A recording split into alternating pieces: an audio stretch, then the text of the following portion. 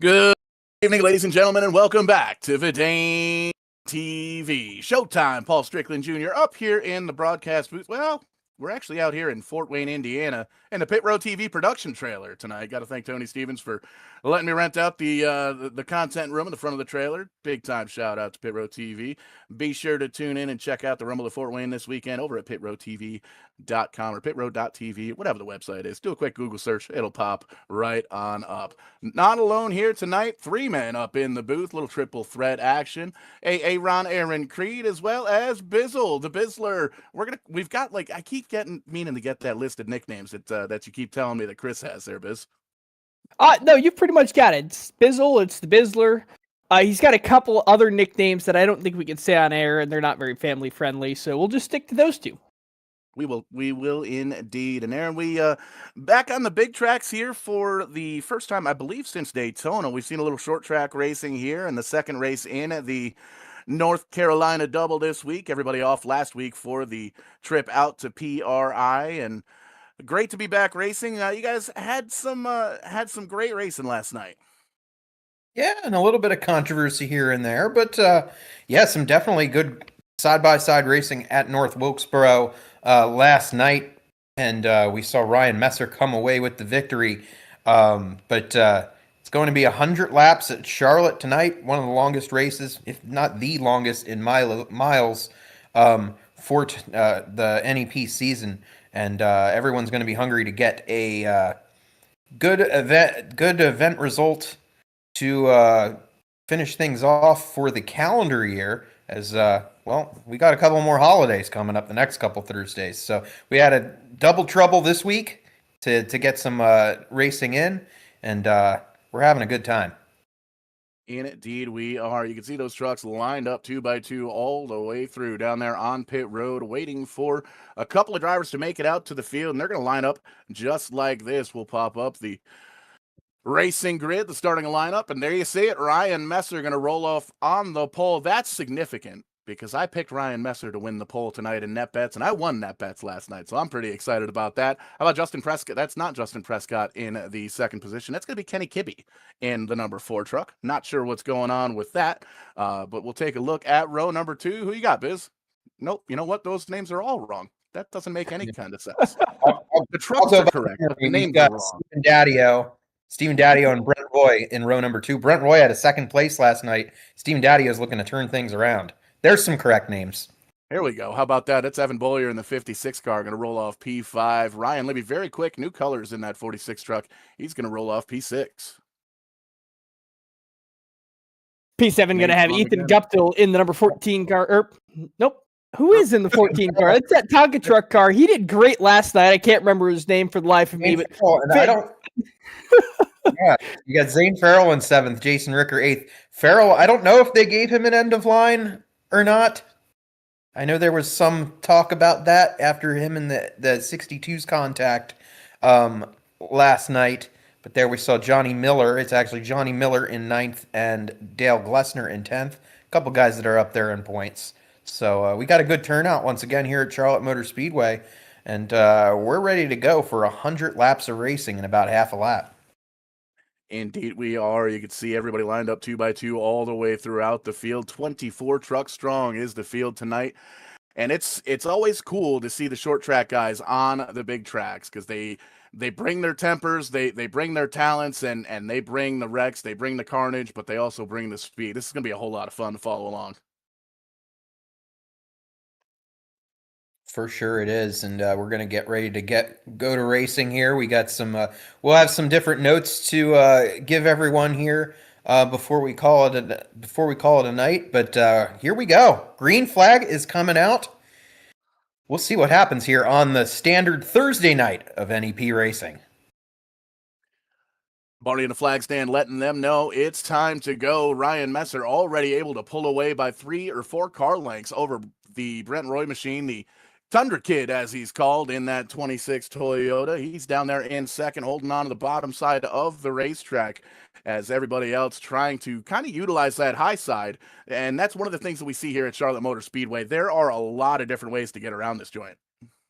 Yeah, Charlotte is one of the narrower cookie cutter tracks. Oh, big slide there for Ryan Messer. He's able to get the car truck straighten back up, going to lose 5, 6, 7 spots now as he crosses the line. But Charlotte is one of the narrower mile and a halves. It is the cookie cutter that all the other mile and a halves are built off of. Some of them a little wider, some of them a little more banked. But Charlotte is the blueprint for it. It was the oldest, and it is the narrowest out of all of them. That's right. Racetracks, some racetracks are just like some people. Some of them are just a little bit larger than others. But I'm firing up my timing screen here. This way, if we have any more timing issues on the broadcast, I can pretend like I know what I'm talking about here tonight.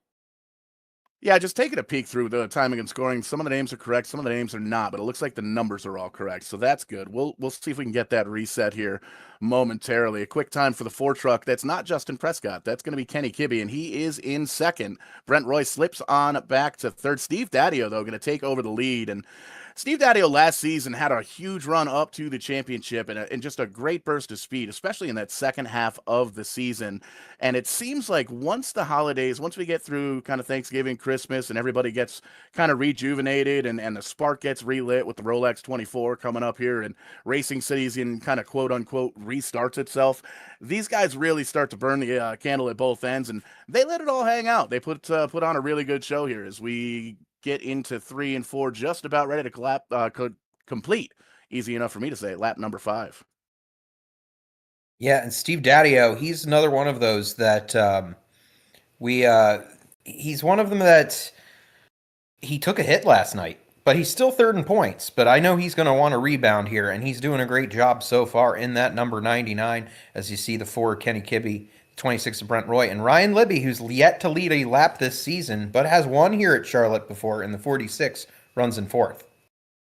Indeed, Daddio holding on to the lead, and we complete. I don't know why I'm struggling with the word complete. We're going to complete lap number 5, and we're going to go radio silent from lap 6 to 9. Greg Biffle, unfortunately, lost his life tragically with his family in that plane crash, and he ran the number 69 in the SRX series, and he was born in 1969. So we're going to take just a moment to honor not only a great racer, but a great man.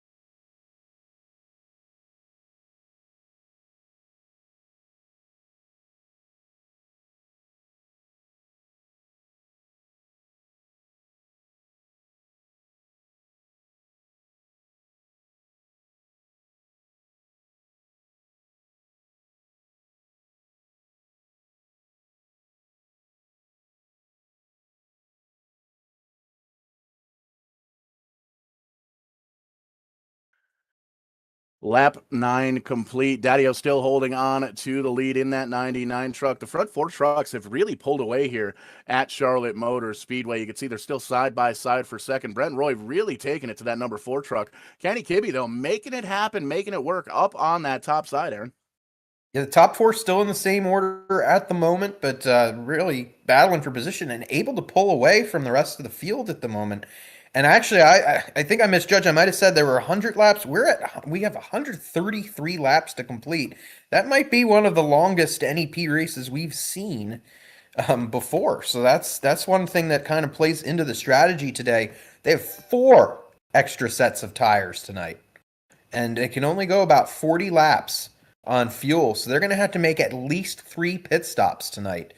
So that's going to really play into the strategy, especially if we continue to have this good long run pace under Green. Right now, we're continuing it on as Brian Libby going under Brent Roy for third. Still struggling with the timing and scoring, showing names from the multiple different leagues that we run here. It's one of those settings I just don't understand why it is. It's live TV. That's what we're going to chalk it up to here on VidaneTV. You can see Daddio still holding on to the lead here with 122 laps to go at Charlotte Motor Speedway. See if we can get that timing and scoring sorted on out. We're going to slide on back, though, to fifth. You can see it is a massive gap back to Dale Glessner in that 11 truck, or the other one truck. And a little bit more of a gap back to the 56 of Evan Bollier. He's kind of leading that train there of 5 or 6 trucks in that second half of the top 10. Certainly is. Evan Boyer running in that spot. There's Dale Glessner, John Peters, who's kind of had an average season. Actually, I would say a below average season in his, given his expectations. Has a couple poles, a top 5, 2 top 10s, but no wins. So that's very surprising for that 3-time champ that for this series. So that's one of those things that we're going to have to continue watching. Or is he the 4-time champ? I'm losing count because he's just been so dominant over these years. But right now he's running a bit mid-pack at the moment, trying to get that Speedway package under him. I can't tell who that is behind him. It's a different truck than... And we are under caution here for the first time tonight. Yeah. Looks like an issue here for Jeffrey Brown. Yeah, you can see that 27 truck down on a pit road, and unfortunately, once again, doing these remote broadcasts, forgot to pack my little replay buttons. We won't have the instant replays, unfortunately, again tonight. But now, Paul, we're gonna break the fourth wall here. Do you have a way to show my broadcast? Because I could throw you into the replays if you need it. We might try and cook with that here in a little bit. If you want to throw your production feed up on the old production feed box there, we might make a little magic happen there.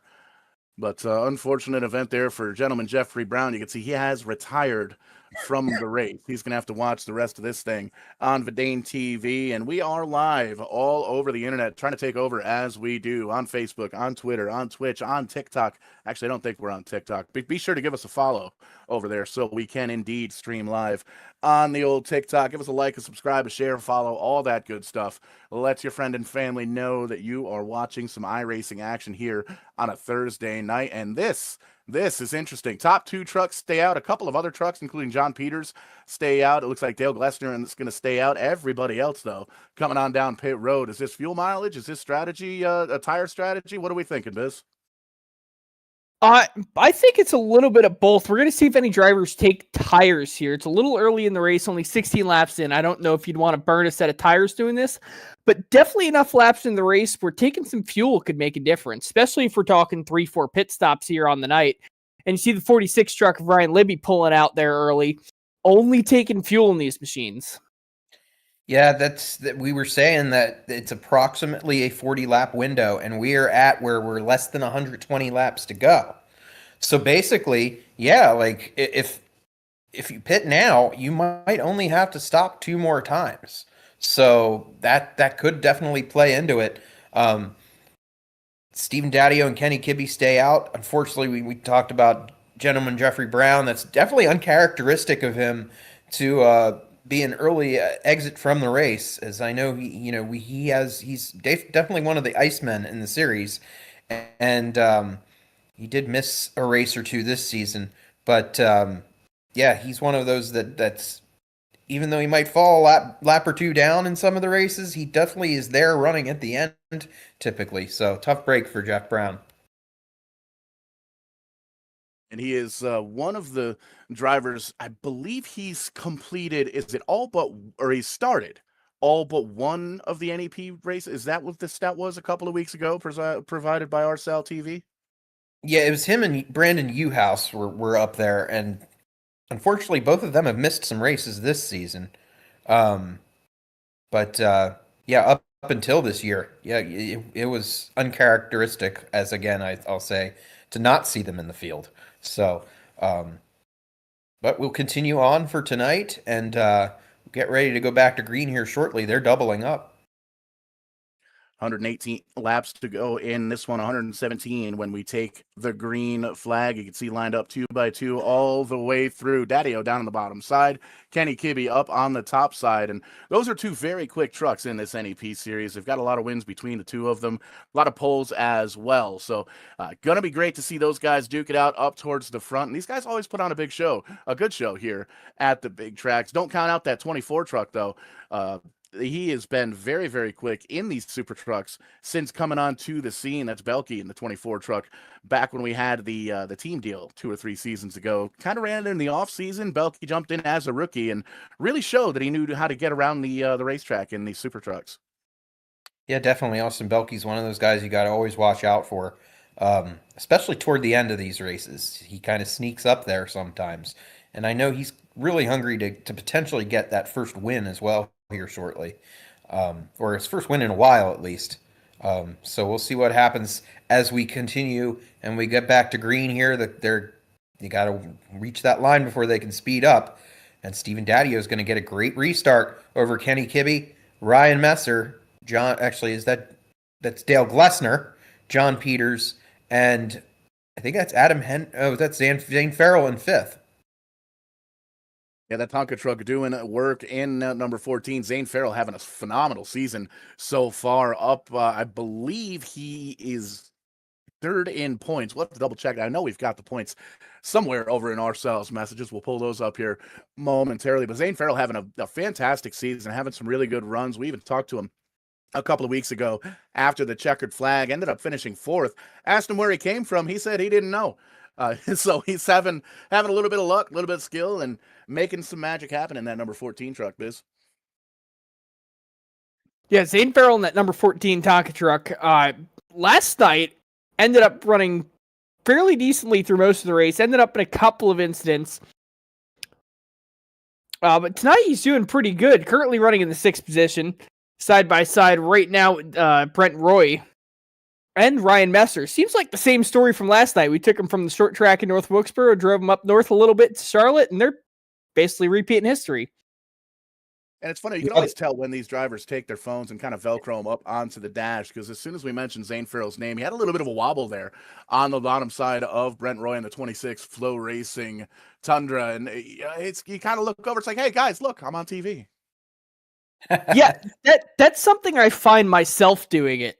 Whenever I'm in a race and the race is being broadcast, I do put my phone up and watching the broadcast on. I can tell when I'm on air, and I try and do some cool stuff. When I know the camera's on me, I end up on the road courses sometimes kicking the clutch a little bit, sending the car a little sideways. It just looks cool. People think it's cool, and it ends up losing me a ton of spots. Usually it ends up with me in the wall, and I wreck right live on air. And at Charlotte, you got a big screen off of the backstretch, too, to watch yourself while you're driving. Oh, as we have Ryan Messer, excuse me, that's not Messer. That's Dale Glessner in the other one truck. And he still great. Look at that save. He cuts the grass. Corey Gonzagrande is going to be a little bit ticked off that he tore up the grass down there, putting in those gorgeous lines in those cut marks. But man, that is a monster save for that number 1 of Dale Glessner. He's going to lose about 11 spots, but he was able to keep that thing pointed in the right direction. Didn't hit any other drivers, didn't hit any objects on the racetrack. He is going to continue on this one. I'd be willing to bet, though, those tires are probably flat spotted, and he's going to want to come down pit road the next time we get a yellow. Now, my favorite thing that the IndyCar community does, and I know it's probably a little unrealistic to do it in the iRacing world, but anytime an IndyCar driver drives through the grass at any circuit, all of the IndyCar fans go and post that location on the grass on Google Maps as so-and-so driver, so Tony Kanaan's landscaping services, if he goes through the infield grass. And I think that's something we need to start doing here on the iRacing side, too. Not a bad idea. Maybe we get one of these landscaping companies, because there are a lot of them out there. Maybe we get them to kind of sponsor a segment. Well, like we said, Corey's so proud of his lawn mowing services. Maybe he should sponsor it himself. I don't know. But right now we see John Peters. We talked about him a little bit earlier, but now he's really turned up the wick in that 09. Was one of those drivers that actually, no, he stayed out. John Peters stayed out, and he is going for the lead under Kenny Kibbe. And Kibbe's going to lead at the stripe that time by But a couple past champs in NEP dueling for that top spot, and then there's Ryan, and now that's Ryan Messer in third, isn't it? Yes, in that number one. I wish those trucks didn't look so similar sometimes, but we do what we do here. And Ryan Messer battling within the podium once again in that number one. Peters Peters nudges the wall there, trying to get high and look for maybe a way by Kenny Kibbe. Gets that outside safe for barrier just a little bit. You can see he lost a couple of truck lengths there. Ryan Messer was able to close right up on the back tailgate of that 09 truck, but it looks like he's gathered his thoughts, gathered the wheel, pulled the belts tight once again, and you can see he is right back up onto the back of Kenny Kibbe. Going to take a peek down low. Nothing quite there, but he's going to try and get that momentum rolling. He is right on that white line coming out of turn 4. Yeah, definitely. And we see Austin Belke almost getting there, almost touching the grass there as he's trying to find a way he's really looks like he's very fast on the back tailgate of Ryan Messer. And the top two, not many inches between those two trucks, and battling it out right now. Brent Roy clearing Ryan Messer for third. Belke going to fall back a little bit. Stephen Daddio also in that mix, and so is Zane Farrell once again. Been talking about him a lot. I did go back and look at the points. With the drops all factored in now, he has fallen to 7th in the points, but he's only 2 points out of 4th. That's how close things are. Dale Glessner and Evan Boyer are tied for 4th, currently 39 back of the leader, Kenny Kibbe. Then it's Ricker only 1 point back, and then Farrell only 1 back from Ricker. But the thing that Zane Farrell has that nobody else can say, he has not finished outside the top 10 in any races this season. Getting a little bit squirrely up towards the front. Zane Farrell trying to make a little magic happen. Thought about going 3 wide underneath Messer and Daddio in the 99. Daddio sliding back to 4th after that pit stop. You can see Messer getting by. That's going to put the 99 back into the 6th position, 5th position. 1, 2, 3, 4, 5. Top 5 still for the 99, holding on to it. Zane Farrell is there though, and he's really good on the short tracks. He's a little bit better on these big tracks, especially at Daytona. Had a great showing there. Good solid truck. A little bit of a slide there for the 24 of Belke. He holds on to it. There you see that bright green truck of the 46 of Livy. Evan Bollier back there in the 56. He's starting to come on up and get those tires warmed. He wants to come up in the top 5. So a little bit of a timing scoring issue, so you don't see it here on your screen. I'll give you a top 10 rundown now that we're on lap 30 out of 133. Kenny Kibbe in your top spot. Brent Roy 2nd. John Peters 3rd. Ryan Messer in the 4th spot. Daddio in the 5th spot in the 99 truck. Zane Farrell 6th. Jeffrey Bradway 7th. Austin Belke in the 8th position. Evan Bollier in 9th. And Ryan Libby rounds out your top 10. Field working lap number 31 now. That was quite a gamble to give that rundown, because I don't know if they stayed the same there as you were saying it. So. They did. No one changed the spot as I did the rundown. Even though they're all side by side, I was impressed they all stayed in the same order. Thank you, drivers.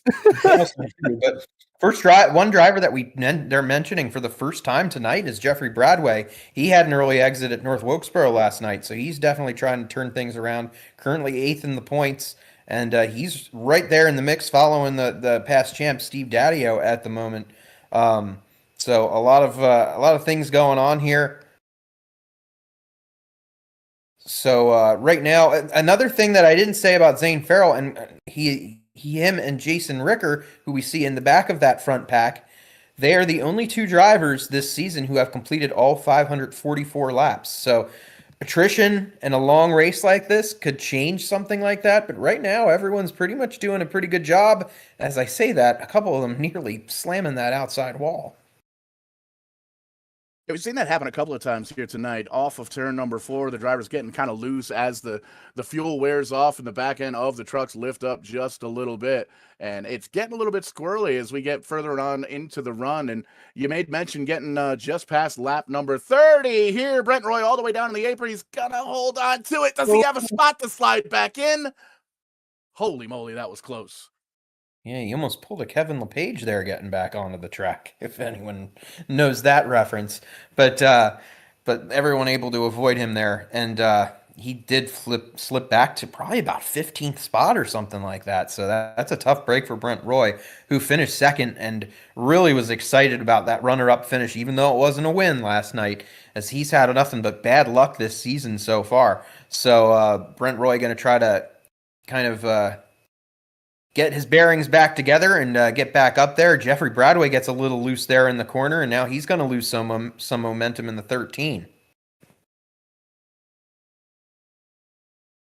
Still side by side up in the front for the lead. Peters in the 09 truck trying to take it away for the first time. We'll see what he's got.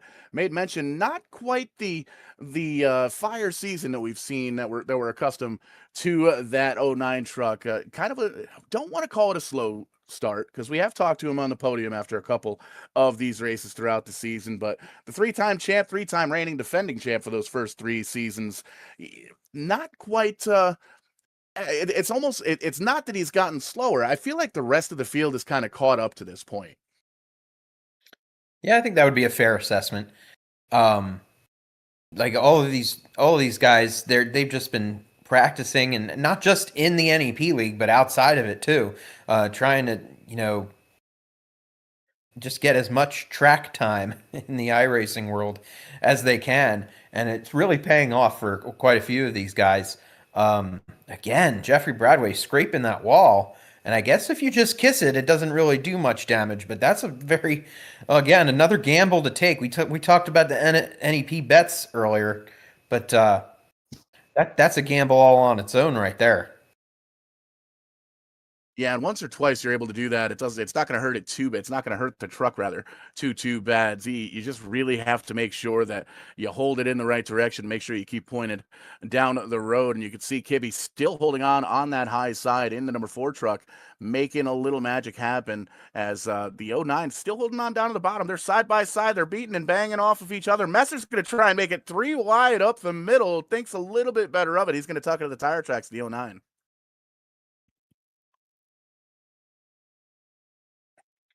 Yeah, right now he decides to do that as John Peters and Kenny Kibbe continuing to battle for that top spot.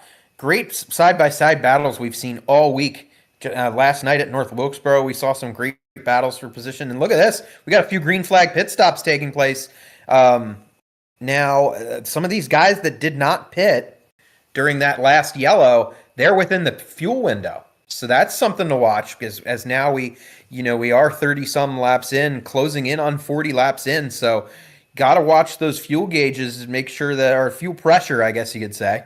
They don't have gauges.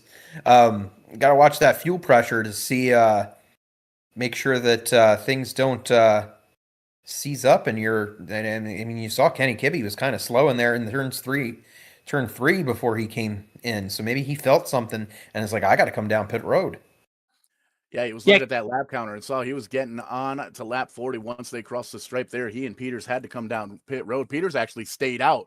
This is going to be interesting because we made Peters is going to have to pit. Peters has not taken a pit stop yet. Jeffrey Bradway, all the way down the 9th position, Mike Hopkins, has taken a pit stop, but as you see here, John Peters going to make his way down the pit road. And how about that? Mike Hopkins is back tonight. I didn't even notice that until we just mentioned him. So good to have him back after missing last night's show. There was a lot of talk about that as well. I am surprised to see Ryan Messer coming down pit road. He did make a pit stop for a splash of fuel during the last caution. So this is going to put him back on the strategy of all of your previous leaders who did not make the pit stop during the last caution. And you see the right side of that truck going up, or I guess you don't. Your live broadcast different from what I'm seeing. But he does take right side tires on that number 1 truck. Left sides also go up, so fresh tires on the number 1 truck of Ryan Messer. See if that helps him out here tonight. It did last night. See if he can make it work again.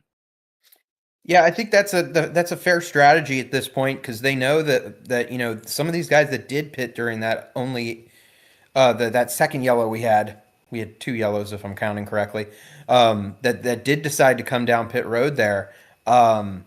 They're not going to be able to make it very much further. They're only going to be able to go like another 10 or 15 laps here. So, if we continue under green, they're going to be the ones that are going to have to come down pit road. So it's going to kind of all cycle through possibly, if there is a yellow here in the next 10 laps, some of those guys that just had to pit under green might be playing a little catch up because they're going to be a lap in the rears. So, broadcast didn't catch it, but I am watching along with Ryan Messer. Had a big slide there on those cold tires in turns 1 and 2. Lost the 20th position to Austin Belke. So Ryan Messer currently being scored a lap down in the 21st position. We'll jump back up to your leader, Jeffrey Bradway. Currently all by himself, a full second ahead of Evan Bollier in that number 56 truck. You can see him just at the rear end of your screen. Some strategy games going on here tonight. Not as many cautions as you saw on the short track last night. Here at these 1.5 miles, cautions aren't very popular, and they do end up being these kind of fuel mileage races. Yeah, that's a good point. And I unfortunately wasn't here earlier in the month at Las Vegas, which is the last 1.5 miles that the NEP series went to. Paul, I believe you were around for that one, but I can't remember if there was any strategy that came about in that one. I mean, I don't know, Paul, if you remember, because I don't know what I had for breakfast some days. So if you can recall what happened earlier in the month. I remember my breakfast this morning. It was actually pretty solid. Hilton Hotel breakfasts are usually pretty good. We had some eggs and bacon. I don't remember the Vegas show because we do so many shows here at VidaneTV. We're up over 650 live broadcasts over on the YouTube channel. Shameless self-plug there. Be sure to give us a little bit of a subscribe there. We're going to be giving away a whole bunch of merch once we hit 1,000 subscribers. We hit 100,000 subscribers. That'd be kind of cool too, but we're going to shoot for the 1,000 first here and kind of get the momentum rolling for 2026. As you can see, Jeff Bradway holding on to a very, very healthy lead. I have a question for you, Paul. Did you guys get DoorDash to the production Pit Road TV production trailer tonight? I should have done that. Should have used your Vidane.tv/DoorDash to do that instead of running out to the Hardee's drive-through earlier. Probably would have saved me a little time. Absolutely. We didn't DoorDash tonight, but we may very well DoorDash tomorrow. We were actually talking about how we're going to get food to the crew here at the Rumble of Fort Wayne, make sure everybody is fed and happy, because I know I get relatively hangry behind a camera or at any time, really, if I don't eat. So Vidane.tv/DoorDash, save you $8 off your first 4 orders when you sign up with a new account. And you add it all up, and that's $32. You could almost go out and buy beer with that money. Almost. Almost. But ATV right reminds me to drink responsibly. Of course. But we see now that some of these other competitors catching up to Jeffrey Bradway. I believe these are some of the guys that came into pit for fresh tires. John Peters, Stephen Daddio, and now Kenny Kibbe about to unlap themselves, if I'm counting correctly. So that is a story right there. We don't know how much longer Jeffrey Bradway can stay out. He might want to come in here shortly.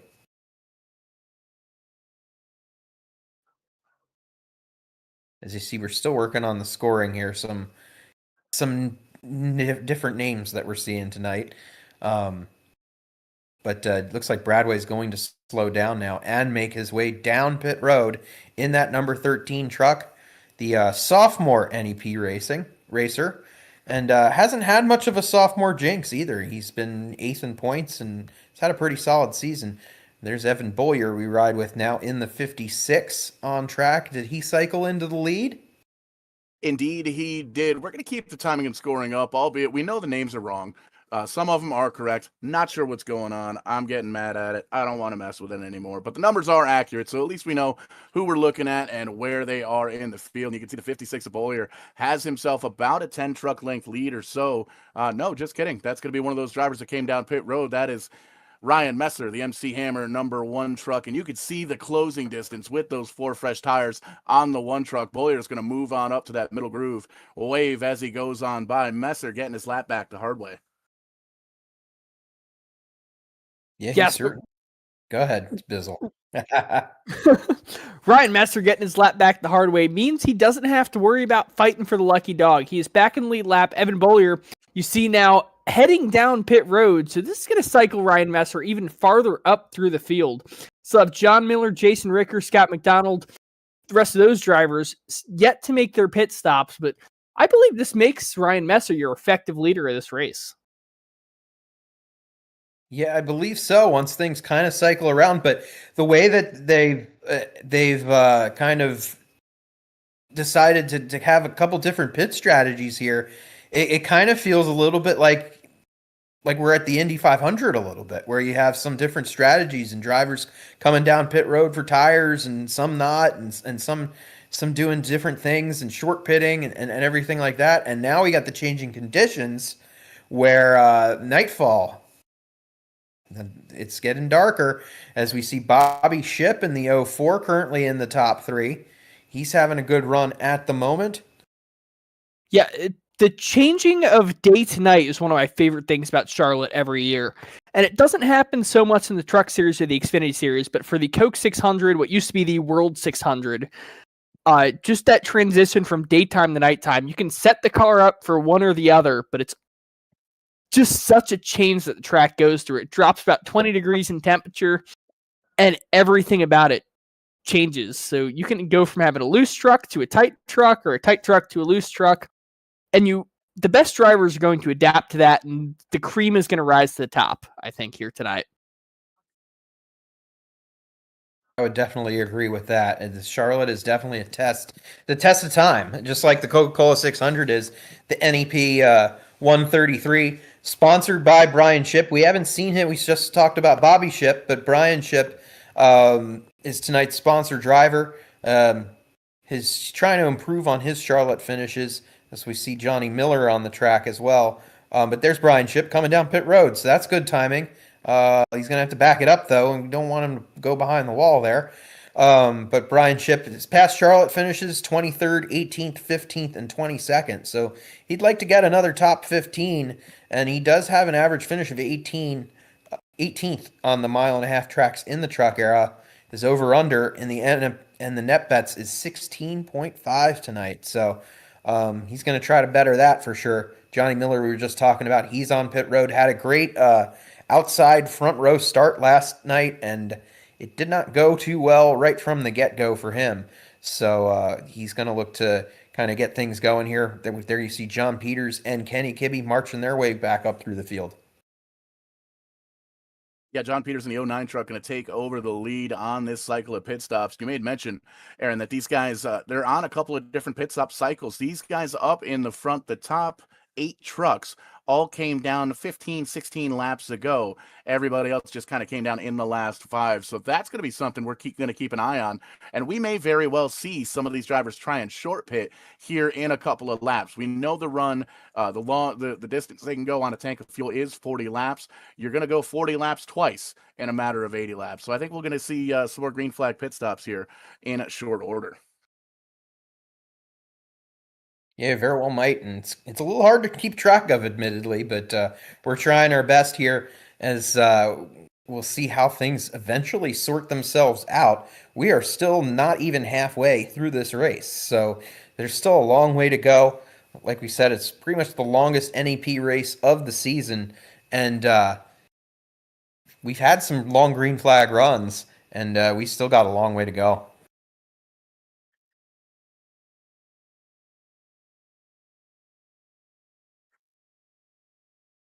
So you see John Peters and Kenny Kibbe once again. Those two, I feel like, might be a couple of them to beat here tonight.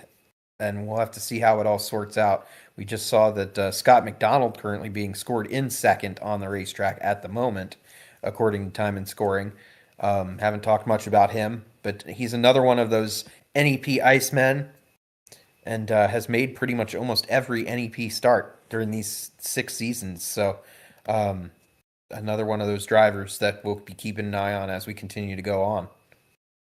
Yeah, it's crazy to think we're up over 100 starts here in the NEP series. Been racing for 5 or 6 years, and they started up the first year VidaneTV started up, which is pretty cool. They've been with us each and every season all the way through, entertaining the masses as we do here at VidaneTV. And it's not the only milestone. I wasn't going to talk about this tonight. I was going to wait and put together a nice little video package, but I think we'll mention it on there. Why not?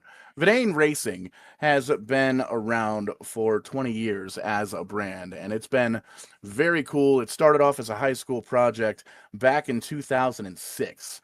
There are people on iRacing that weren't even born yet when I started sim racing and when we started racing online here in VidaneTV or Vidane Racing, as we used to actually be a super speedway series league, and we've gone through a couple of different games, a couple of different simulators, and the next month, we're actually going to be pairing up with Liberty Racing League on January 27th. It's going to be their 4th points race of their new season. Their champion's going to get a WWE Championship style belt.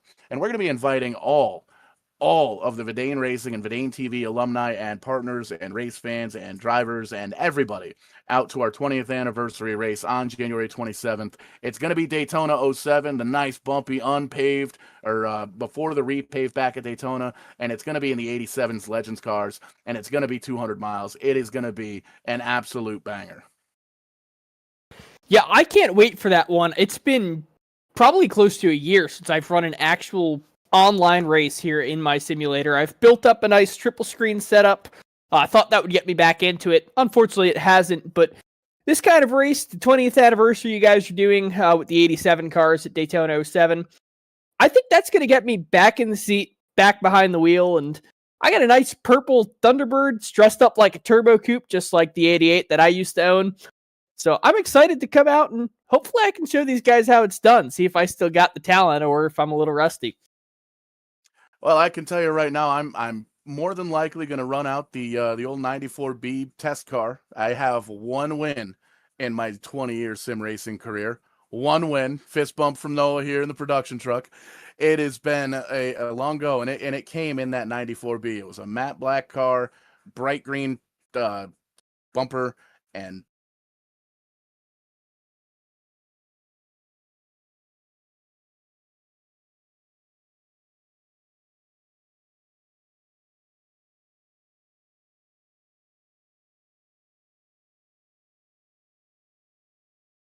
So For those that aren't familiar, Paul, what is the origin of the name Vidane?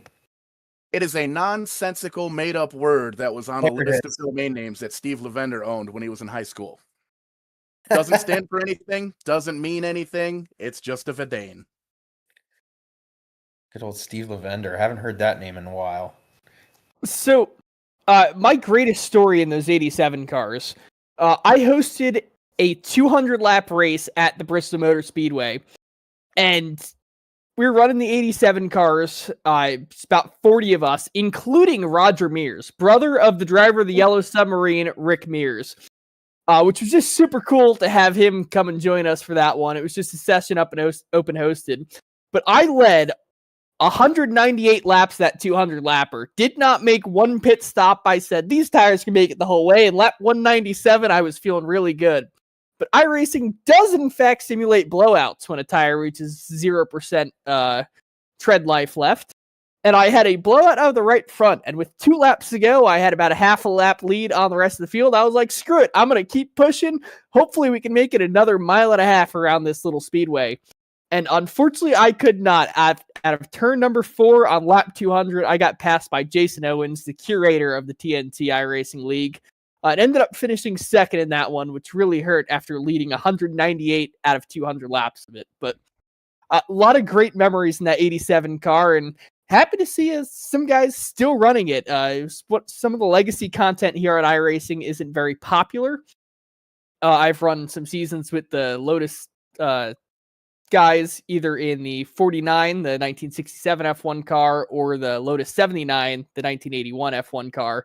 And both those have very small communities, and I'm glad to see that the 87 NASCAR stock cars still have a large following behind them.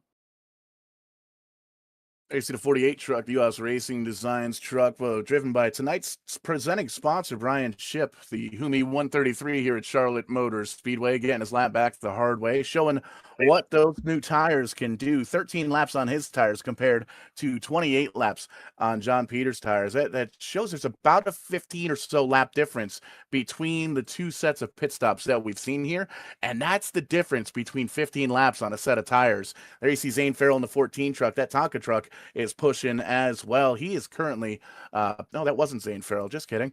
Zane Farrell's back there in P10. That is Henry in the 62 truck. Yep, Same colors, it looks like, yellow and pink. Yeah, and Adam Henry, he had a spin last night. Well, he first had an altercation with Zane Farrell. And then he all of a sudden he was back in the top 10, came ever so close to getting his first top 10 of the season and maybe his NEP career. He finished 12th at the end of the night at North Wilkesboro. You see Bobby Ship, we zero in on him briefly there, but there's John Peters once again in that number 09 as he does close in on Adam Henry. And we're quite spread out on the racetrack right now after all this long green flag run, but John Peters being scored the leader. We have trying to see how many trucks we have on the lead lap. Adam Henry is the last truck on the lead lap in 18th spot. So still a lot of trucks on the lead lap. And actually, then in 19th, Bobby Ship is 2 laps down. So we don't even have a single truck that's 1 lap down at the moment until Adam Henry loses a lap, if he does. But good battle here going on within the top 5, Ryan Messer and Steven Daddio.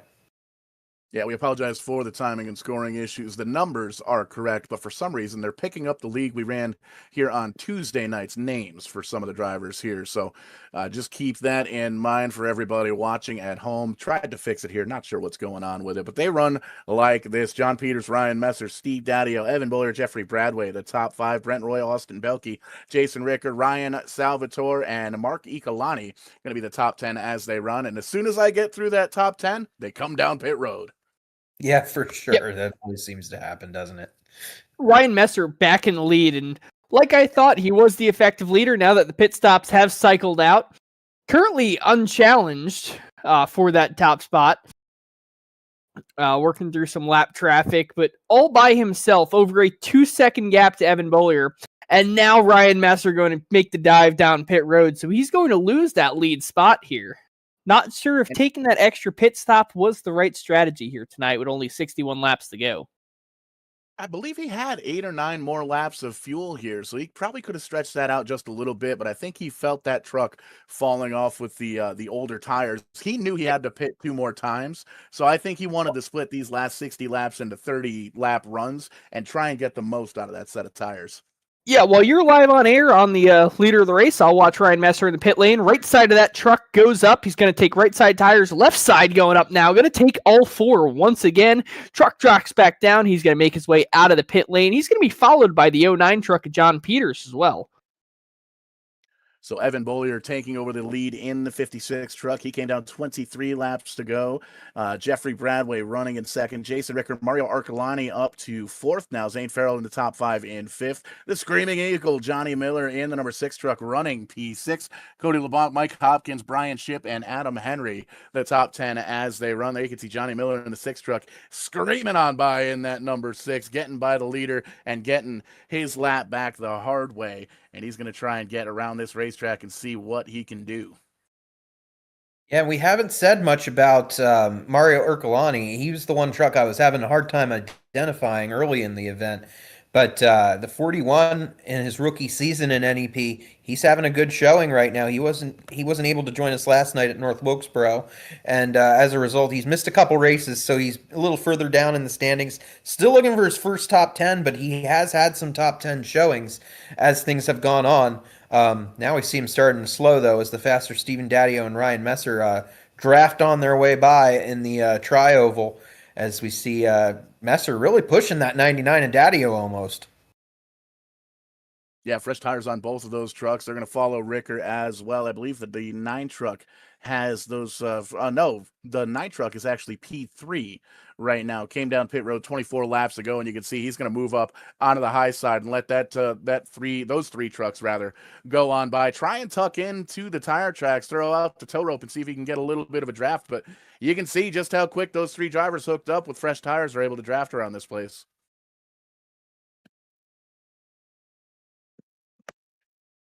Yeah, definitely. It's definitely making a difference here as these guys are just, it looks like they're just having a great time there. And there's our good buddy Arsal in the number 12. We haven't talked about him. He had a quiet top 10 finish last night, ended up at North Wilkesboro in 10th.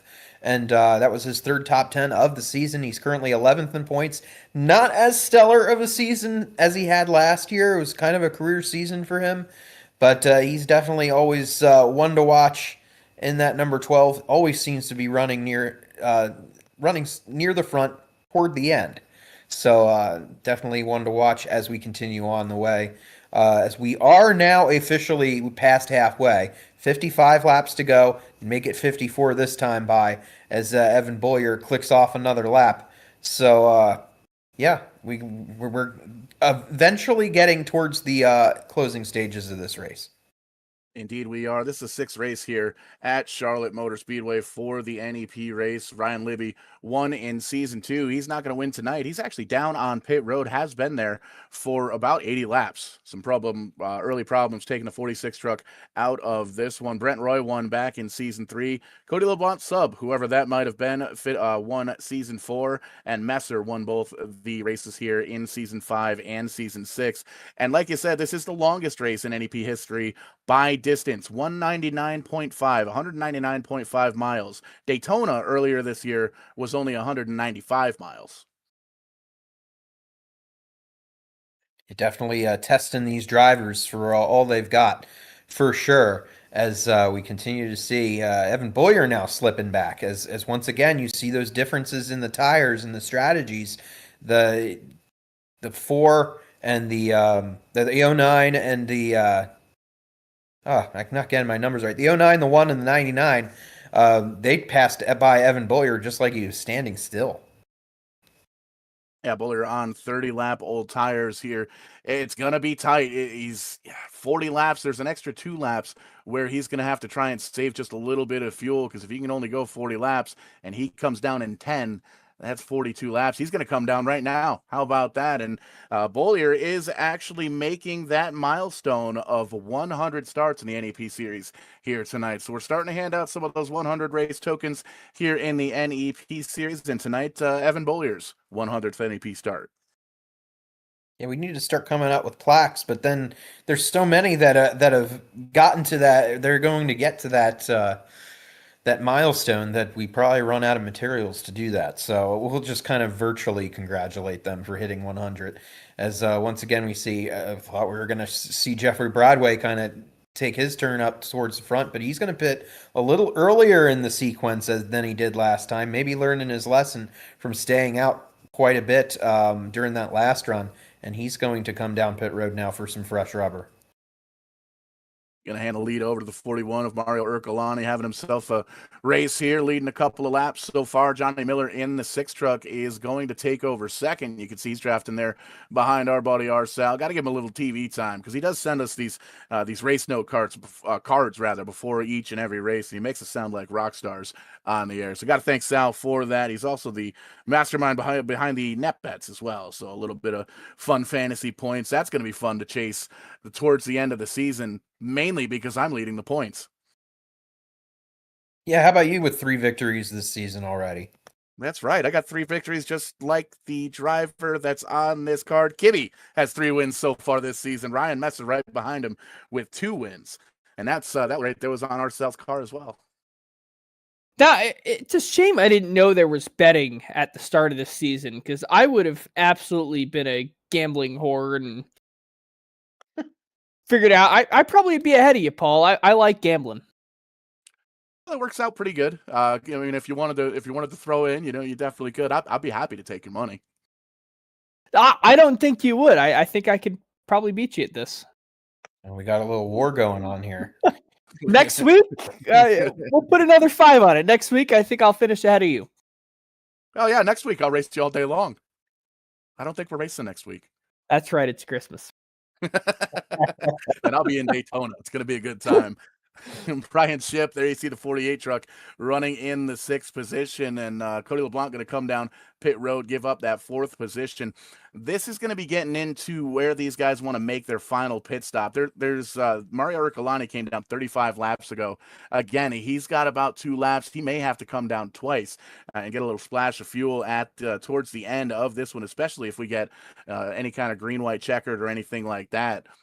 Austin Belke there in the 8th spot. He came down 14 laps ago, and he's kind of chasing down Ryan Messer, Steve Daddio. They've pulled away from him just a little bit. Those guys are still almost nose to tail, trying to chase down the back bumper, the 09 of John Peters. You can see he's having himself a solid run, or he was having a solid run. He's actually stuck 1 lap down right now with this pit stop sequence, and we made mention earlier, there's a lot of different strategies going on with the fuel, with the tires, and attrition is going to be one of the storylines here that we're going to be going through and checking out through now, between now and the checkered flag, because we're 6 races in. 2 of these drivers have completed all of the laps, and I just read the wrong line off of the card. Can you imagine that? That's why I don't do scripts.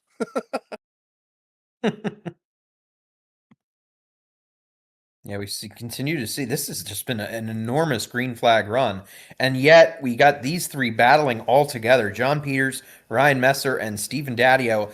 Even if we go green the rest of the way, I think we're going to have a great battle to the finish when it's all set and done. So stay with us, even though things are kind of spread out on the racetrack. Still got 44 laps to go, and yeah, we still got a lot to settle out here.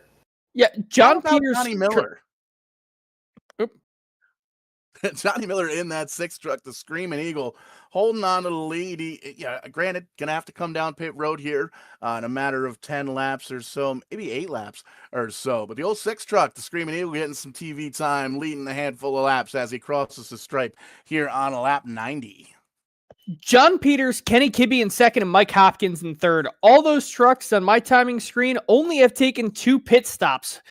First car that has taken all 3 pit stops is going to be Ryan Messer.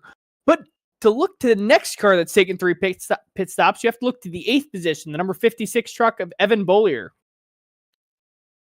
So that's going to be interesting if this thing stays green to the end. I believe that would give Messer, if the Messer would have to come down one more time, I would imagine. Yes, but that would make Ryan Messer the effective leader of the race if your top 2 now have to make the pit stop. Looks like Steve Daddio Mike Hopkins in that number 78 truck making his way down the pit road. Handful of drivers going to come down with 42 laps to go here. And there you see the tonight's sponsor driver as well, the 48, going to come down. We'll see if he takes tires or if it is, in fact, just fuel. He's going to jack up the right side of that truck. 2 tires so far for the 48. They're going to jack up the left side as well. May as well. You got to pack that thing full of fuel to make it to the end of this one. And Johnny Miller still holding on to the lead. Kenny Kibbe, Ryan Messer, Steve Daddio, and Austin Belke currently the top 5 as they run. Yeah, with all these pit stops, we're having to do a lot of fuzzy math there as you see Mike Hopkins coming off pit road. Had a fairly clean race so far. I was about to just talk about Bobby Shipp running in the top 10, but he's now pitted and he's a couple laps off the pace. Johnny Miller, you're just talking about, he's coming down pit road. And right now, I think we only have 11 trucks on the lead lap at the moment. Kenny Kibbe being one of them. We actually have some attrition going on too. Some drivers have dropped out in this race. We saw Jeffrey Brown was out for a little bit there. He's actually moved up a few spots and since earlier in the race from a few other competitors that have fallen out. Colby Burkholder being one of them. He had an early exit at North Wilkesboro too, so a rough week for Colby Burkholder. Another one of those. I think this is his. I'm losing track if it's his 2nd or 3rd season of NEP. So a tough break for the number 29.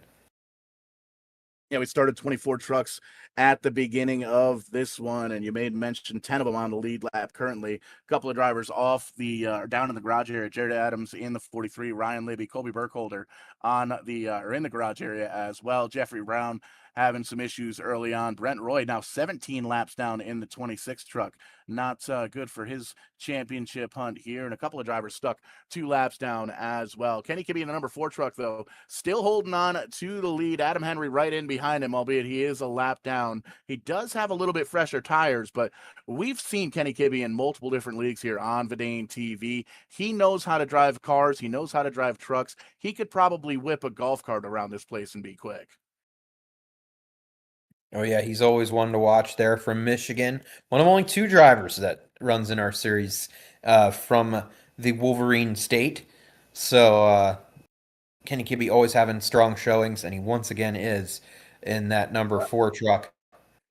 As an Ohio resident, I just want to say go Ohio State this year.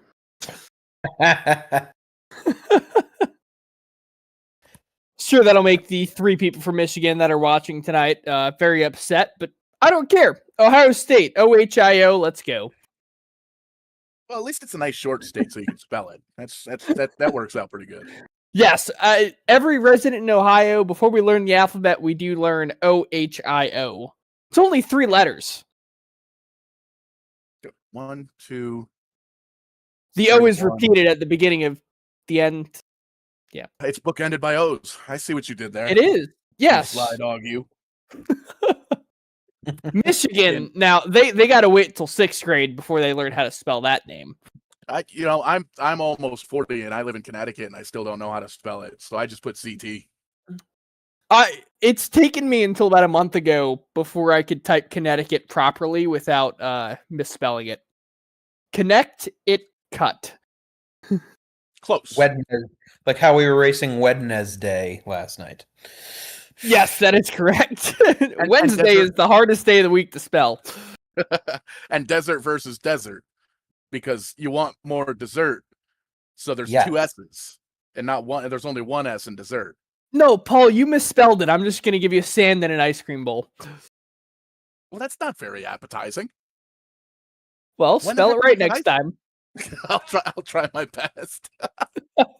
Oh man, Kenny Kibbe still holding on to the lead. He does have to make one more pit stop, as does Steve Daddio. Speaking of Connecticut drivers in the number 99, we know timing and scoring is a little bit on the wonky side. It's picking up names from, I don't know, it's somewhere out in the multiverse. So Steve Daddio running in second, Evan Bollier third, Jeffrey Bradway P4, Austin Belke rounding out the top 5, Jason Ricker, Ryan Salvatore having a solid run in 7th, St. Farrell, Mario Urcolani, and Cody LeBlanc going to round out the top 10 as I got to stop doing that. I really do. He wasn't even going to make a scheduled stop right now. He just saw that I was reading off the top 10, wanted to prove me wrong. Daddio's going to come down pit road. That he is. And this might, the interesting part now is this might be the last round of pit stops that we might see. Since we're under 40 to go, they can all make it on fuel the rest of the way, the ones that are pitting now. And there you see Kenny Kibbe also down pit road. So this sequence might be the winning sequence if this race stays under green. And really, even if it doesn't stay under green, they've built up such a margin that even if they lose a lap now, they're going to get the wave around, and there's not many trucks on the lead lap. Is basically what I'm getting at. I'd like to thank everyone for sticking around with us as our medicine kind of wears off here as the race goes on. Seaharp Rob checking in the YouTube comments, asking, why is the broadcast showing Justin Prescott and Kenny Kibbe's number 4 car?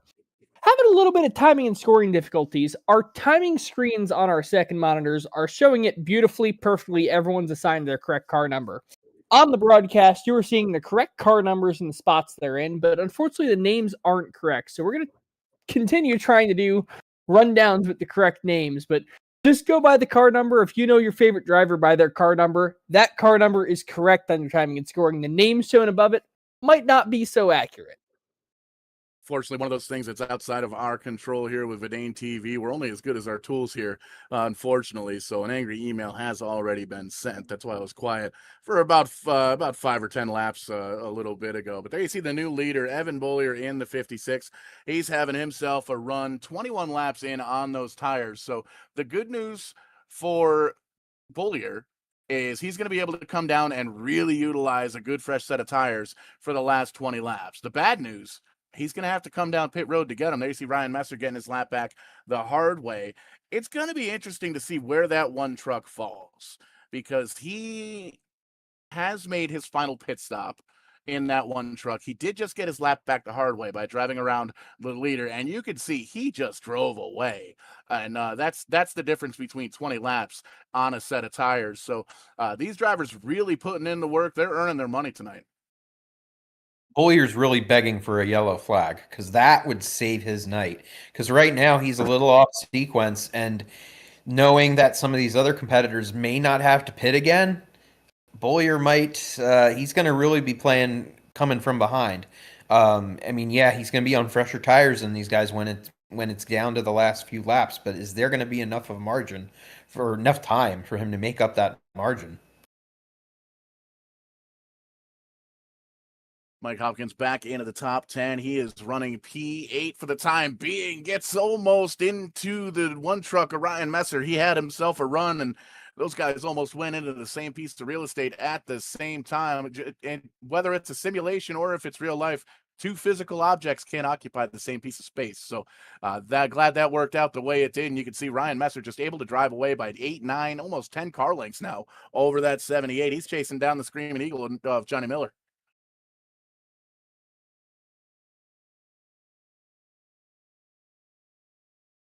Down around, almost clear. There it is. Slides on up. Move that one truck up to P6, just on the outside of the top 5 looking in. And he's going to get that top 5 this time by, because there you see the leader coming down pit road. The 56 Evan Bollier going to get some service to that truck. Now, he's got 25 laps on the tires. There's 27 laps to go here. This may very well be a 2-tire stop. It may even be a splash and go. You can see they're still trying to work on the 26 truck of Brent Roy, having some issues with that thing. But 2 tires up, looks like he's going to go ahead and jack up the left side of the car. Truck, dollar in the jar. Those are trucks, not cars. Down and away for the 56. He has completed his final pit stop of the night.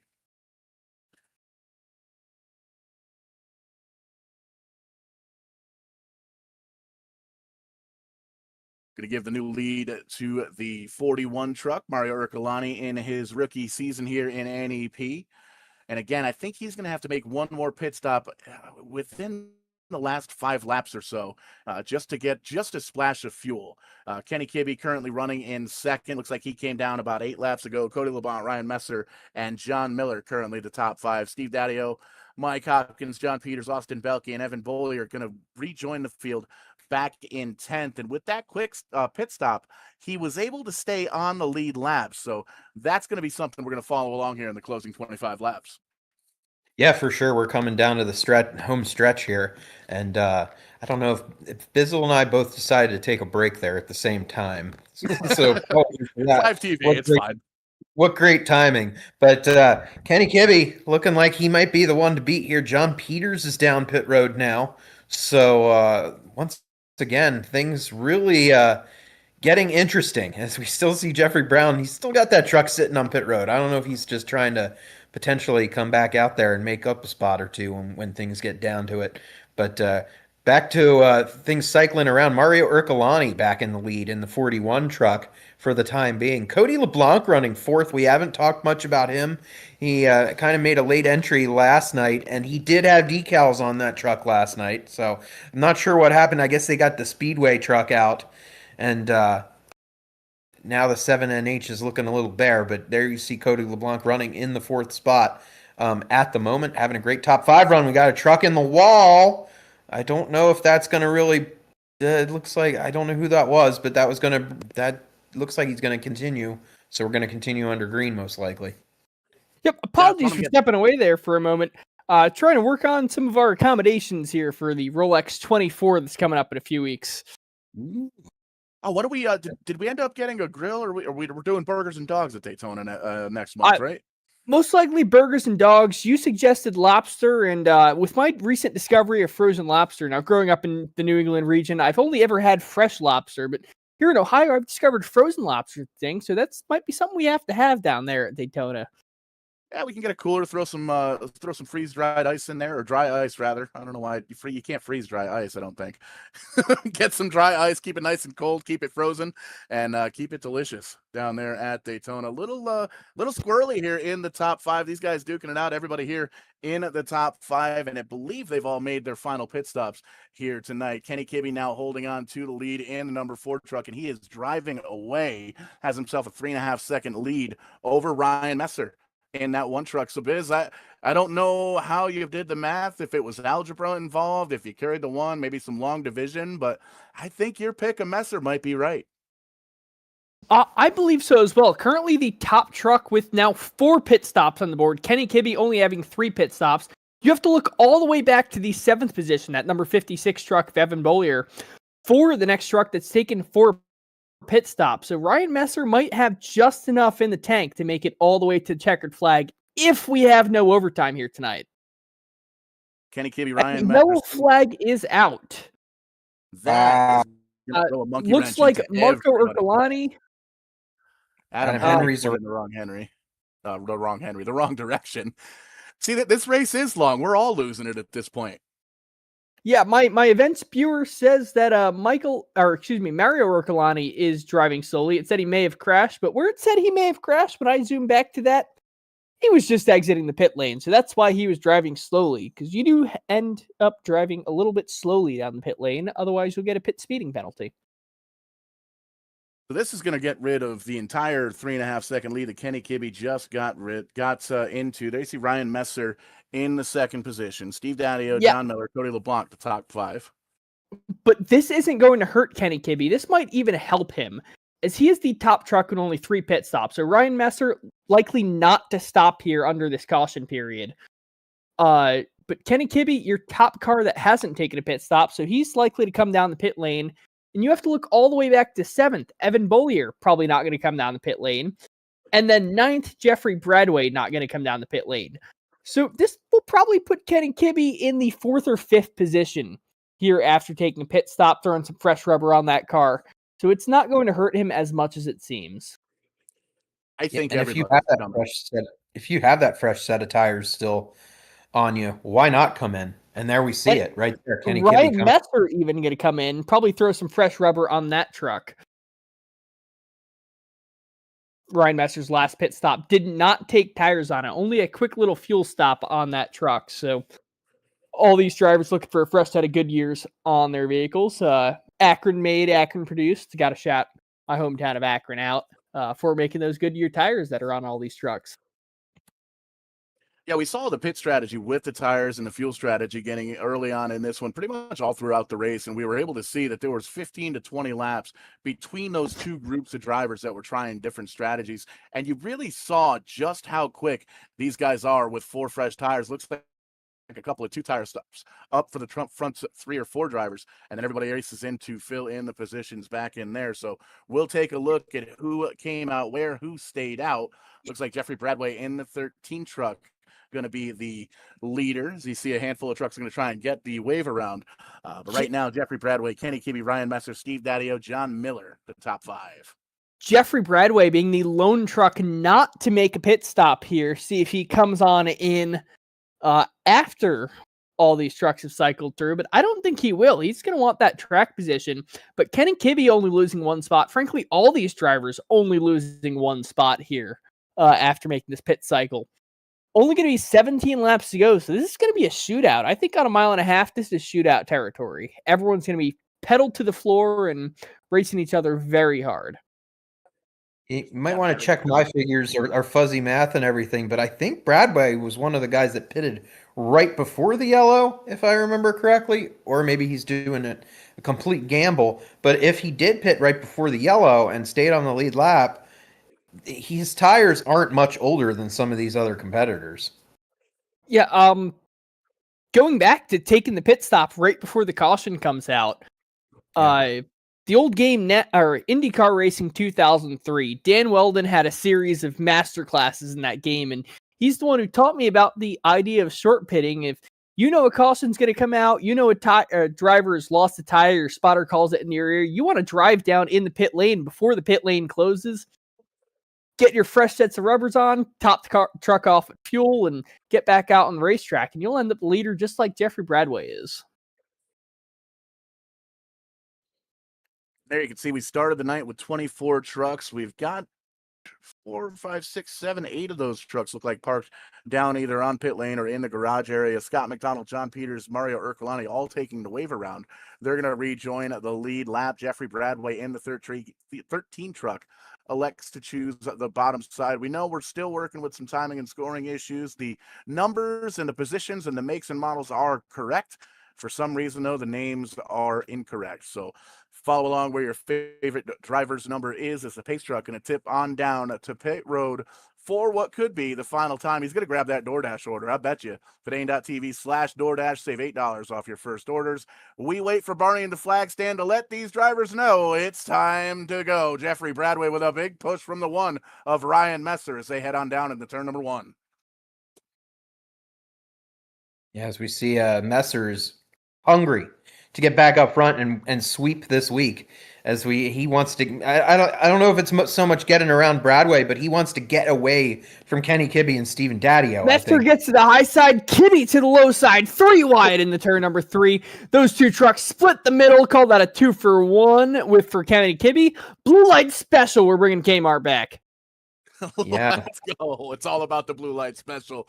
Bradway wanting to get some tires on the blue light special, I think, in that 13 truck. You can see he's going to end up dropping a few spots. He's going to go up on the high side. He had to gamble, had to take the shot, try and come out and make a little magic happen. Unfortunately, not going to be the night for it tonight. But man, oh man, this battle up front, it is heating up in a big way.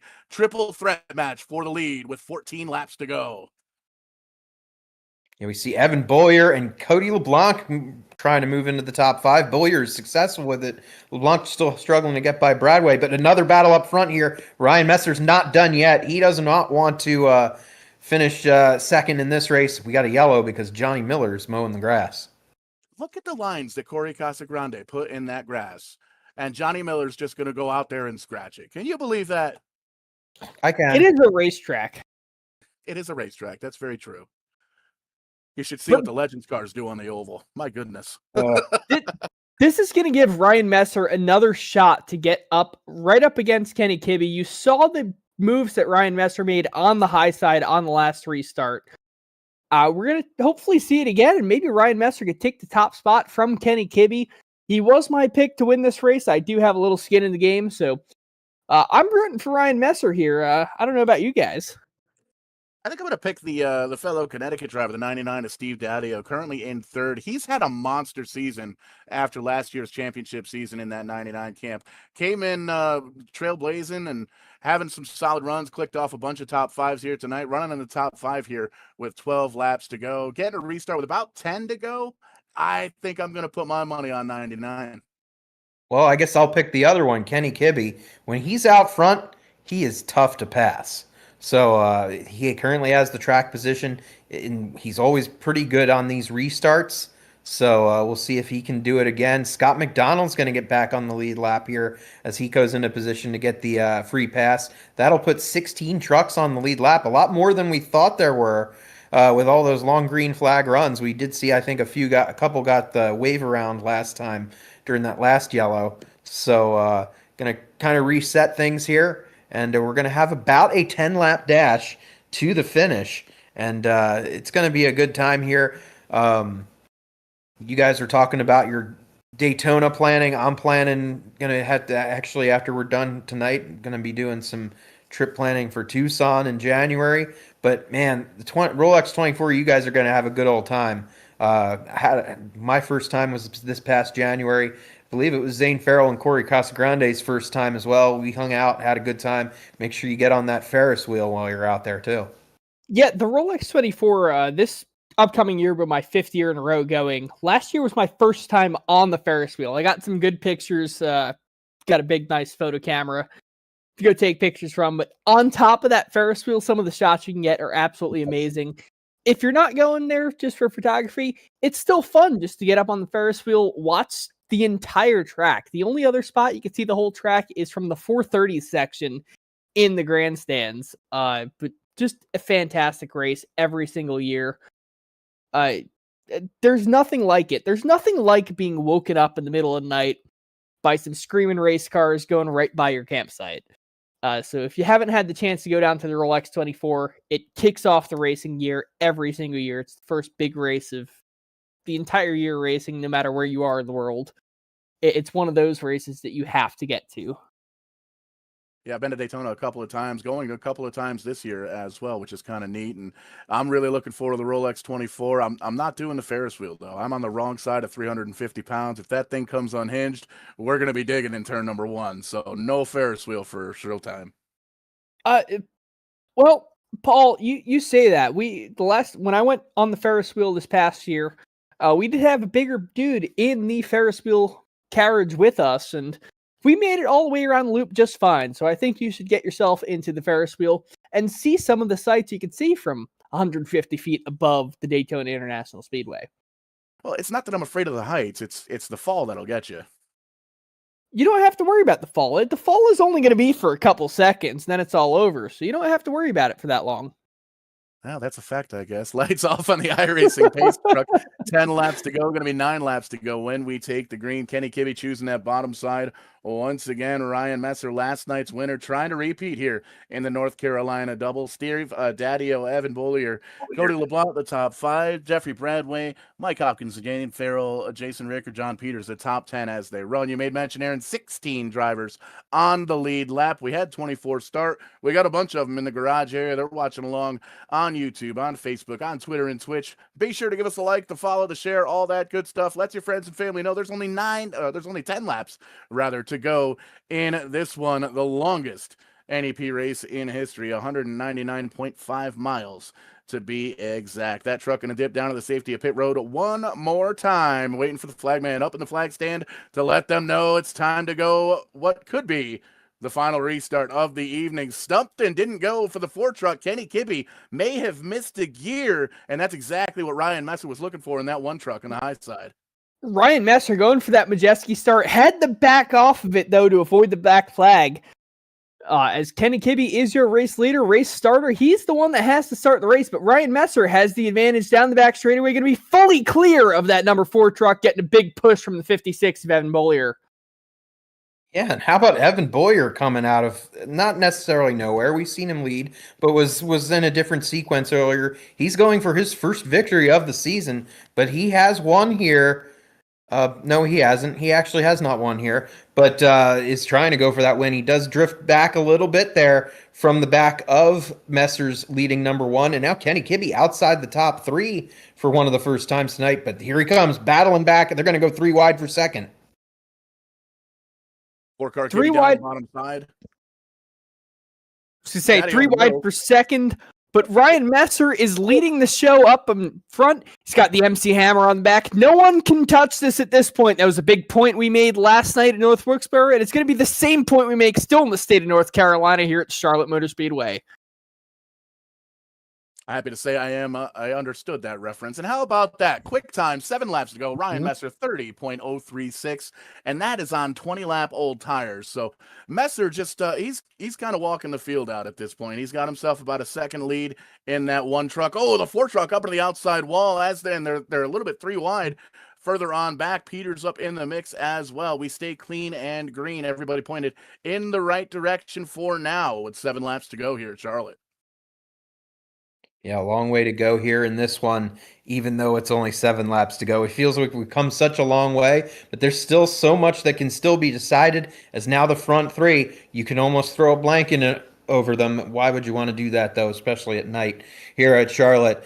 But right now, Ryan Messer continuing to maintain. You got to, after he just ran the fastest lap of the race, you got to wonder if he's kind of playing with them a little bit and kind of conserving so he can make one last kind of burst there toward the end. But Kenny Kibbe and Steven Daddio not letting him get away. Evan Bollier running 4th. Zane Farrell now rounding out the top 5 in the 14.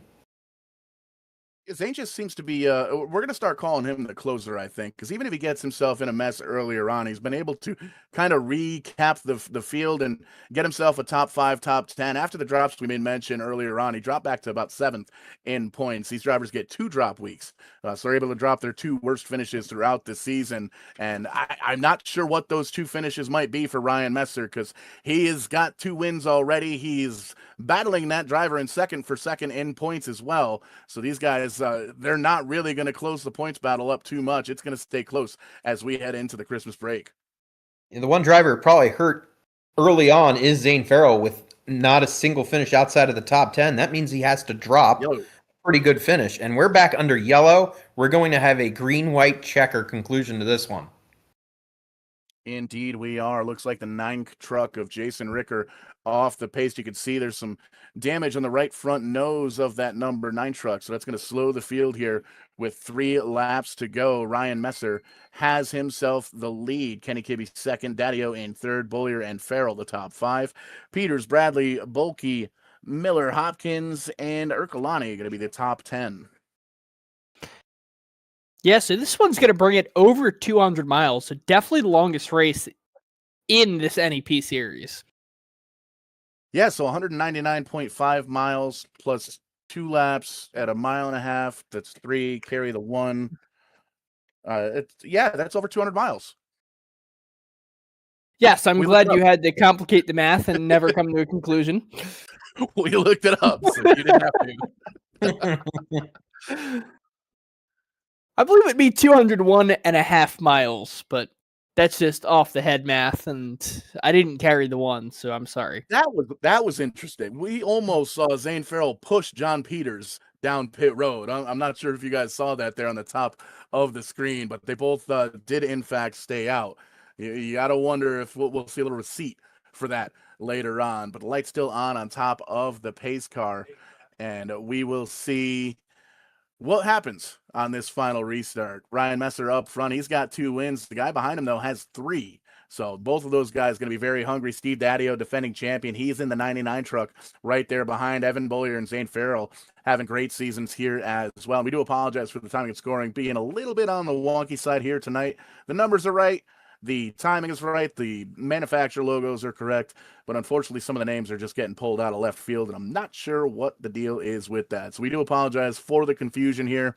Tonight, we'll get it all sorted out here once we get everything back under control. But light's still on the pace truck.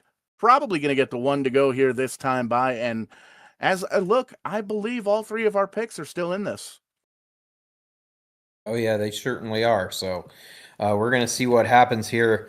Maybe there could be some shakeup here now that they know that there's only 2 laps remaining and there's 3 miles to settle this thing. Can I change my pick? I want to change my pick. So I kind of wanted to, but now that we know who's up front, but I don't know. Well, Daddio's still running in 3rd, but I keep looking at that Tonka truck back there in 5th. I don't think Zane has. I know he hasn't won this season. I'm not sure if he's won a race in NEP history. Yes, You know he's hungry. This is the best season that we've seen that 14 team have. And he's got a lot of teammates that are willing to help him out, give him a little bit of a push. And I think we're going to see some drafting, some bump drafting, a little bit of slam drafting, maybe even here at the mile and a halfer. Because we made mention at the top of the show, you got a bunch of short track guys, short track tempers, and short track personas out on the big tracks with all this horsepower. They're about to put on a show.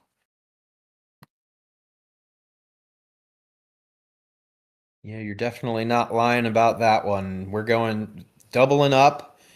Man, you talk about Zane Farrell, but John Peters now restarting in 6th. That's going to be something too, potentially. We haven't seen what he's got here lately in this race, but when he's in contention, he's always one to watch too. We're lined up 2 by 2 all the way through. Little green-white checkered action for the longest race in NEP history as we get into the primetime hours and starting to get a little bit hungry. Gonna have to fire up that DoorDash order here in Victory Lane, VidaneTV/DoorDash. Make sure you take that code on the website. Get yourself $8 off your first 4 orders over there at DoorDash. We might be DoorDashing some Fazoli's here at the Rumble of Fort Wayne tomorrow for lunch. I was pretty excited for that bit of news. Just heard, already ordered. Penguin ordered it. We're getting breadsticks, baby.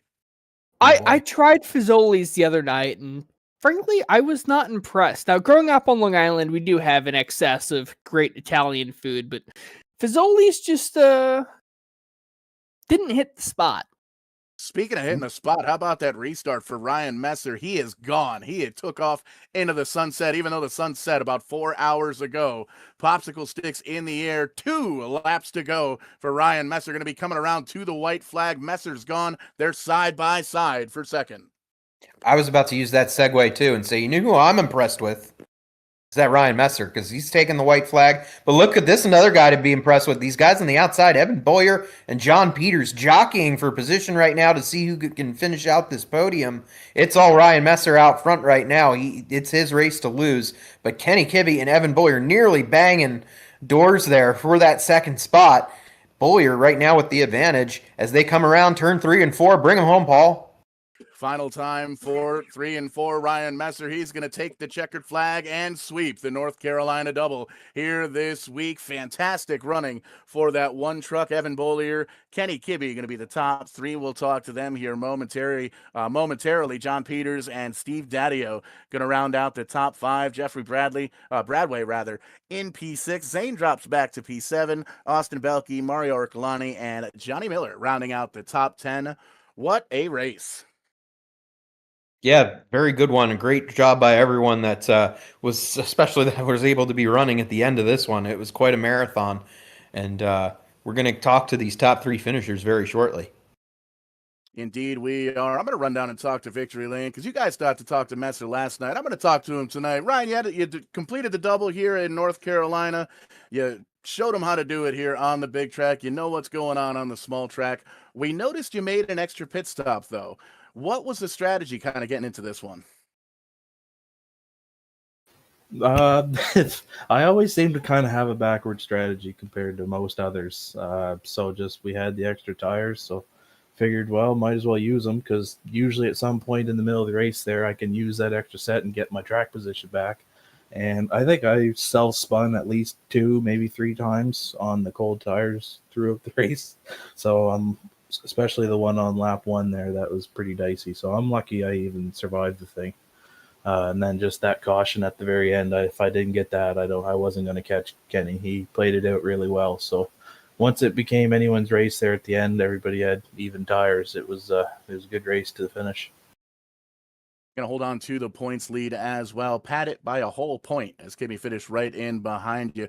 Got to feel good about the momentum. Are we thinking championship yet?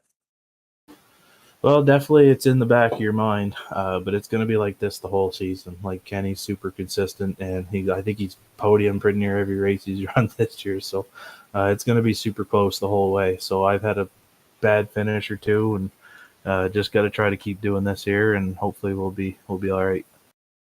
Picking them up, putting them down, making it look easy here on VidaneTV. Who's out there watching? Who are you going to give a shout out to here tonight?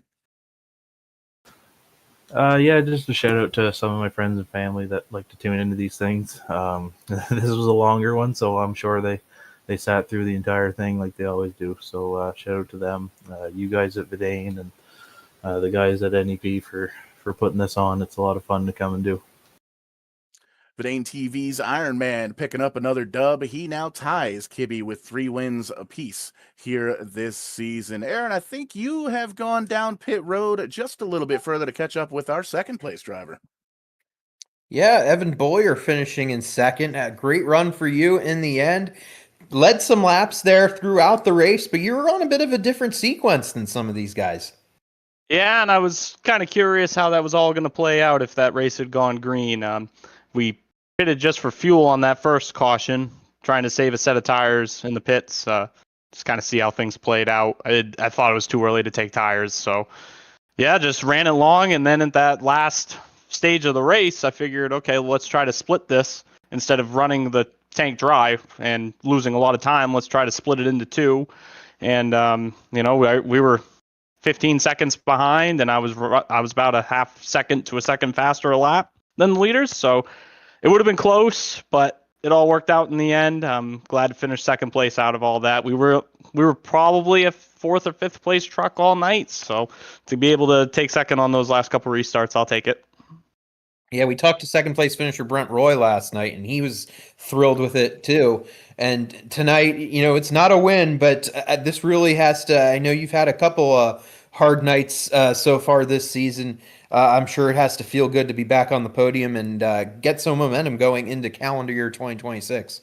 Yeah, absolutely. This season has not at all gone the way that I anticipated. You can just try to do the best. You want to be consistent. Don't want to ruffle things up too much. That was kind of my focus this year, is just try to be consistent and clean, and that has been nothing. That's not been the case at all this year. Just been caught up in a lot of different stuff, different strategies, didn't go our way. So yeah, just to get a solid night, and like you guys said, we got a couple weeks off now, and hopefully get some momentum going in the next one.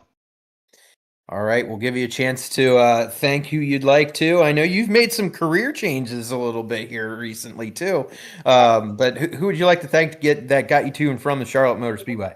Absolutely. Well, first of all, thank you to Hancock Lumber. They've been my sponsor for close to 20 years now, and been my employer for 14. I'm leaving them at the end of the year to go and pursue my own interests with Nitro Designs. I'm going into a totally different field. Going to be doing design work and car wraps, lettering, web design, all signage, all kinds of fun stuff, apparel. So going to do that full time in 2026. I'm really, really excited about it, but got to keep the keep the funds going for the race team too when we go Granite State Pro Stock racing next year. So I got to thank them. Thank LB Cleaning Co., my great wife and my daughter for all their support. SOS Towing, Bollier Construction, ABG Heating and Cooling, Brett Davis Real Estate. Got to thank Jack's Property Services, EJ Drywall, Laverier Auto Detailing. Yeah, I've got so many great partners on this truck here, and I'm looking forward to getting a few more for 2026 and see what we can do. All right, we're looking to seeing you again in the new year, and like he said, if you need some designs, go. Evan's your guy right there. Great second place finish. And Bizzle, is that you that's down there with Kenny Kibbe, third place finisher? Yes, Kenny Kibbe, what a fantastic run tonight. Led a whole bunch of laps. Unfortunately, didn't come home on the top spot. Ended up finishing third here tonight. But podium finish is still very respectable. On the alternate strategy from the rest of these guys, only 4 pit stops for you on the night. Top two took 5 pit stops. Kenny, what was going through your mind there? Why'd you only take 4 stops? What was the alternate strategy like for you? Well, I mean, I didn't see a point in doing that first pit stop, and I don't know. I don't know if some guys took 4 tires and others didn't, just took fuel or something, but I'm guessing most people took tires on that stop, but I just thought it was way too early to make that first pit stop, and then from there on, I just ran pretty much a normal race, and we had it in the bag up until the 62 truck wrecked coming to pit road. So super frustrated by that, but I know that's racing. Doesn't always play out the way you want it to, but yeah, we were riding off in the sunset. Yeah, unfortunately, that's the way it is kind of on these mile and a halves, is it ends up being a strategy race, and unfortunately on the wrong strategy here tonight, but still made a good finish out of it here in the third position. Anything you would have done different here tonight? No, I mean, I needed to be better at restarts. That's really what came down to. I mean, I think strategy wise, we called a perfect race. We executed our strategy perfectly. We just didn't have good enough restarts, and that's kind of always been my weakness, to be honest. But yeah, and then I mean, the short runs kind of come down to like drafting and things like that after the initial jump. So it kind of becomes a chess match, and we did all we could. We just need to be better on those shorter runs. Yeah, unfortunately, we saw it in the last restart. Ryan Messer did get the jump on you on that last restart, got you on the back straight away, but still was able to recover, didn't get freight trained, and ended up in the third position. Any sponsor plugs or thanks yous you want to get in here before we close out the show for tonight? I just want to thank everybody at NEP for coming together every week. We did have some nice long green flag runs tonight, which is cool. My teammates at Four Wide Weaponry, it's always a lot of fun with them guys, and everybody likes to ride on board with me every week. And we're still racing for our friend Jack, who's not been in the greatest of health. So all these races have been going to him. Hell yeah. Well, it's always a pleasure having you here at these NEP races. I've only been with the series for a short time, and you've always been one of the top names we're talking about. So hopefully we're talking about you more in the following weeks. And we're going to throw it back to Paul up there in the Pit Row TV broadcast center.